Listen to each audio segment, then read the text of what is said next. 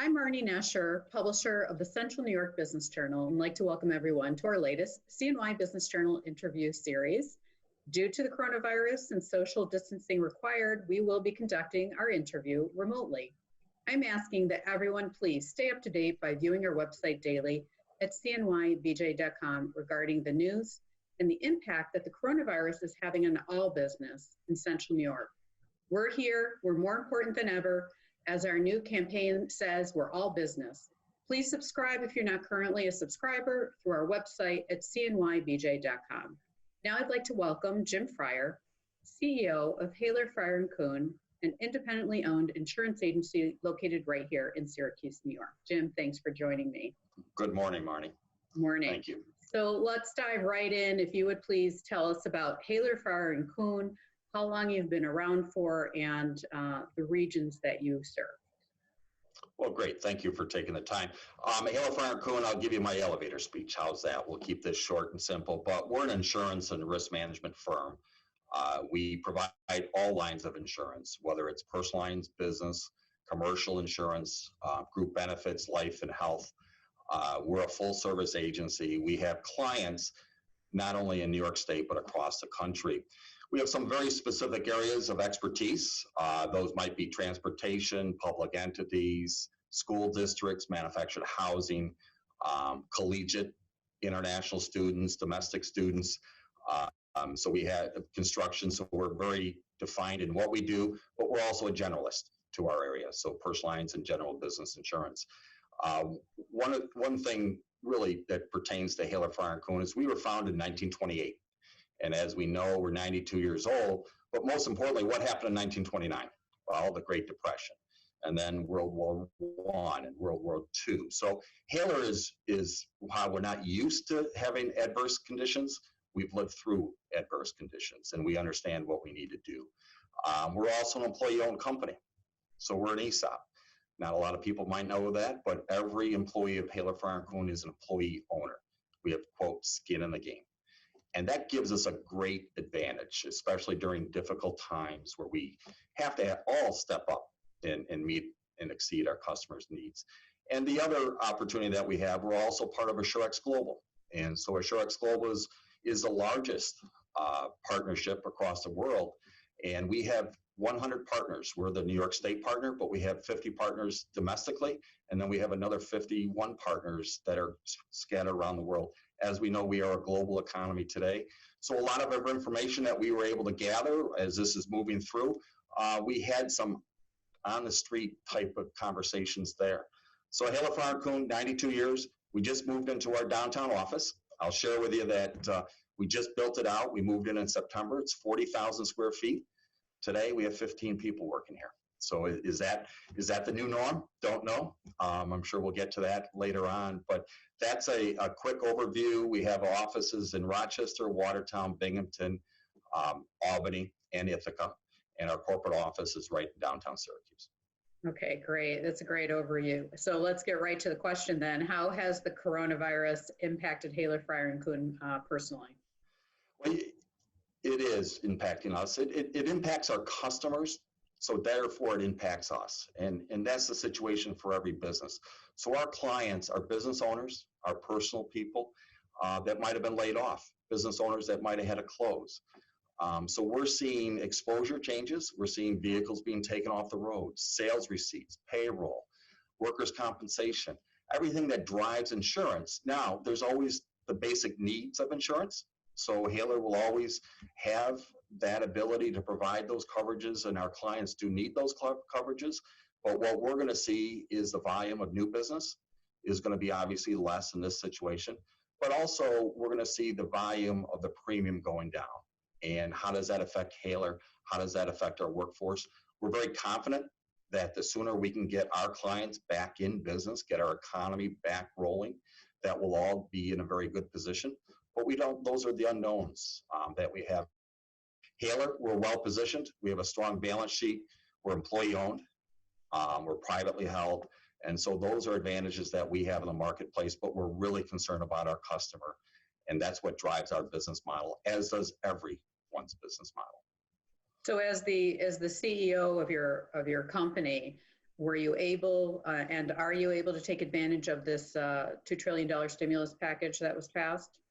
Yeah, so the first thing we did, you reach out to your accountant, your banker, your attorney. We have some very good relationships with that. They're working relationships. I spoke to the president of our bank, and the SBA loan is the greatest opportunity for any small business owner today. As we know, and the information that's out there, it's 500 and less employees. Haylor Freyer Coon has 185 employee owners. So we qualify for the SBA. We're going through that process. We're looking, we've applied for it. We haven't been approved yet. I think everyone's in that mix right now, and I've heard of some approvals coming out. But that's the one advantage that I would recommend to any business owner. So can I interrupt you for 1 second? Are you referring to the economic injury disaster loan, or are you referring to the payroll protection program? I would say the payroll protection program is the best benefit, and it's for 500 and less, and it also, you want to keep your employees employed, obviously. Okay. And so that is an opportunity. That's a low interest loan that allows businesses to get through this. There is a forgiveness side of that, and we'll have to see where that might go in 60 or 90 days. And I have mentioned, I interviewed someone the other day. I have mentioned that the Central New York Business Journal has also applied for the payroll protection loan. We actually were just approved, so I'm happy to share that. Yeah, I think that is one of the great opportunities for small businesses right now, and I hope that everyone who wants to take advantage of it has the opportunity and that there's funding for it. Yes. So I have a question actually about your industry. There are questions about COVID-19 being covered with business insurance. Can you explain the coverage situation with regard to COVID-19 or other pandemics? I know it's a very broad question. It is, and it's a question that we're answering every day with our clients and being proactive with. And the industry as a whole is taking this on. Right now, so we're the biggest, let's drill this down, business interruption insurance. That's really the premises of what the questions are. There are other things having to do with workers' comp and health insurance and employee safety and OSHA and such. But when you get down to it, it's the business interruption. And I'm going to be very general in this, but it's a property form. You have to have a cause of loss at your location, and it has to be an insured cause of loss. And so I'm going to be general in my statements. Generally, this is a very challenging time for our business owners to understand that most likely this is not covered. You have exclusions on there that could be virus, that could be pandemic, and it has to be a direct physical loss to your location. So based on that, what are we watching? What are we doing? What are we talking to the business owners out there about? Well, my advice, keep detailed records. Know your payroll records, your lost business records, that you lost a wedding if you're a restaurant, or you've lost clients, whatever that might be. Keep very detailed records, not only for maybe an SBA loan, but also at some point, I believe our government, either legislatively or judicial, there's already lawsuits going on by attorneys saying that there should be coverage, and taking different paths and providing or trying to get the court system to change insurance companies' view on that. That's all in the mix today. And we're monitoring those lawsuits. We're monitoring the legislative. We're talking to our National Industry Association. We have a past president who serves in our agency, so we're very well connected to look at that and look for ways to try to find business interruption for our customer. That could come from the carrier, that could come from the government. If you were to ask me, Jim, how would you solve this solution? I think the best opportunity is insurance companies know how to adjudicate a claim, know how to ask for the information with the government's backing, if that's what's needed in our economy from a business interruption standpoint. That would be a recommendation. Insurance companies out front, like the SBA is today, with their professional approach of underwriting loans, and then have the government backing. But it is a very contentious situation that we feel for, and we'll keep battling for our customer. All right, that's a good answer. So potentially there may be something down the pike, is what I'm taking away from what you're saying. Yeah, that's looking into the future that I have no idea about. But watching the legislative side, the judicial side concerns me, because that's the courts. Okay. That's not what we need. That's not the solution that we need. However, legislatively, I see a very proactive government today helping business owners. If this is how they need to help them, then that would be a good solution. Okay. And what would your company look like in a year from now in regards to pivoting and perhaps offering different products and services as a result of this?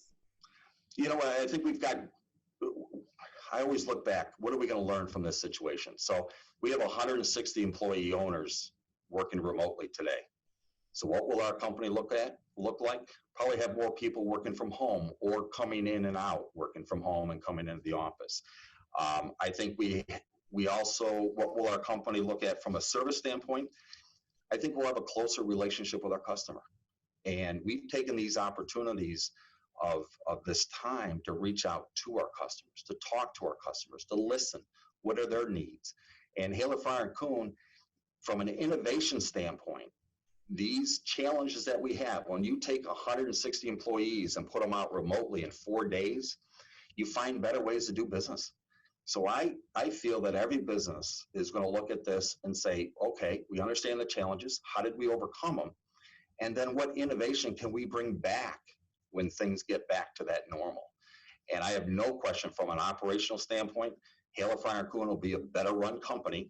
We'll find better ways of doing business, both internally and communicating with our customer.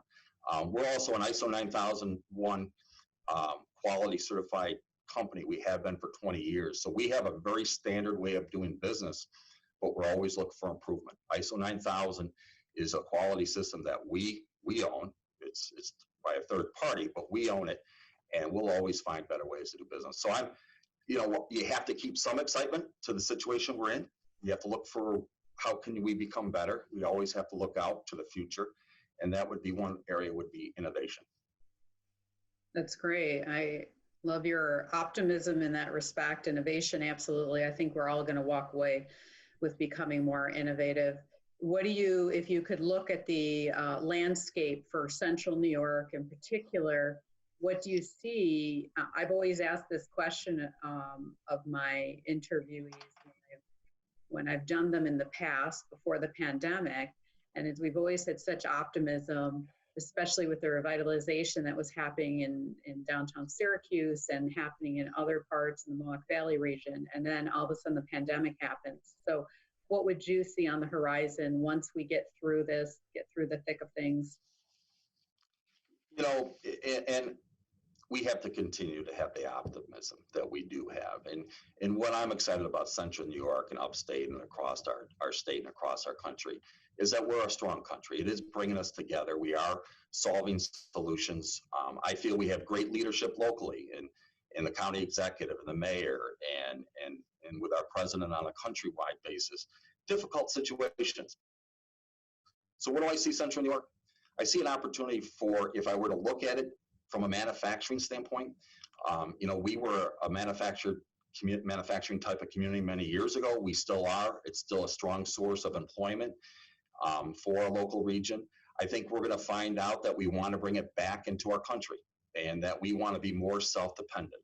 I think that's an advantage for us. I think our country will take that on. We have to make manufacturing decisions not based on cost of building something in China or other places around the world. We have to bring it in internally, employ people. And so I think Central New York will see that. It'll be a journey, I believe, from that standpoint.